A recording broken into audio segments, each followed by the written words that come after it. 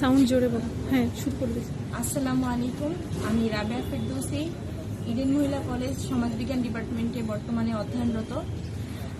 এনটিসিসি rail স্কোয়াডে আমার যাত্রা শুরু মূলত আমি একদিন ফেসবুক স্ক্রল করতে করতে হঠাৎ একটা পেজে এটার লিঙ্ক পাই।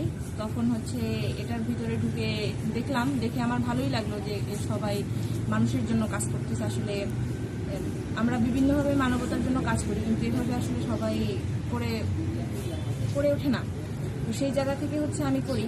আর তাছাড়া তখন আমি অনেক ডিপ্রেসড ছিলাম। এখানে কাজ করতে গিয়ে আসলে মানুষের বিভিন্ন সময় বিভিন্ন মানুষকে কাউন্সেলিং করতে হয়েছে, বিভিন্ন কেস হ্যান্ডেল করতে হয়েছে। এসব করতে করতে একটা সময় আমার মনে হলো যে আমার হতাশা, আমার দুঃখগুলো আসলে কিছুই না। এই পৃথিবীতে মানুষের আমার থেকে অনেক বেশি দুঃখ আছে। তো ভালো লাগার জায়গা থেকে আসলে আমার এখানে কাজ করে যাচ্ছি, এই আর কি। ধন্যবাদ।